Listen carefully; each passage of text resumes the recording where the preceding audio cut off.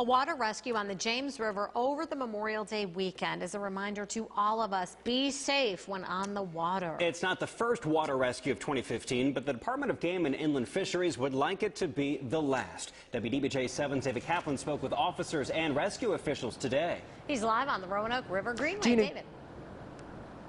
Gina, Chris, yesterday's rescue on the James River in Bedford County saved 7 people's lives. Officials in the county tell me this is at least the 3rd rescue they've done so far this year, and it's not even the peak season yet. The Department of Game and Inland Fisheries says that they're at a 20-year low in terms of rescues by boat last year in 2014, but they're still preaching a message of safety given how popular going out on the river has become.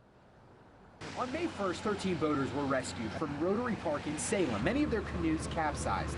Monday, in Bedford County, 7 people avoided a mishap. We're starting to see a whole lot more people out on the waters. Officer Joe Williams and the Department of Game and Inland Fisheries are taking notice. A couple years ago, all of our enforcement used to be considered heavily on the lakes. We're now doing both lakes and river.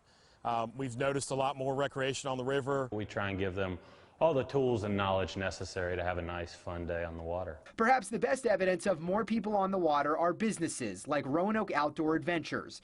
Owner James Revercombe says people want to be out on the water. His business gives people the opportunity to do that, but part of his job is making sure they do it safely. Anytime we're renting equipment, we try and make sure the person renting it has a good understanding of how it works, has all the safety equipment that needs to go with it. The most obvious piece of equipment is the life jacket. The law doesn't necessarily require people to wear them, but they have to have them on the boat. Officer Joe Williams says DGIF's enforcement efforts are geared around making sure people have a flotation device. A lot of people that we talk to out here, when we confront them, they say, I didn't think I needed one. I understand on Smith Mountain Lake, out on Clater Lake, that I do need a life jacket.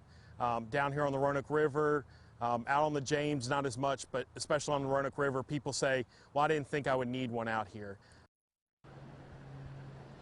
Now, James Revercombe with Roanoke Outdoor Adventures says that he has turned people away who want to come kayak or canoe or float down the river if he feels like they don't have enough experience swimming or the conditions on the river won't permit it. Another note that officials I talked to said is that a lot of times with a lot of these rescues, alcohol is a factor for the reason the boat flipped or something went wrong, so they encourage people to please use caution and be safe and responsible when you're out on the water. Live on the Roanoke River Greenway, David Kaplan, WDBJ 7.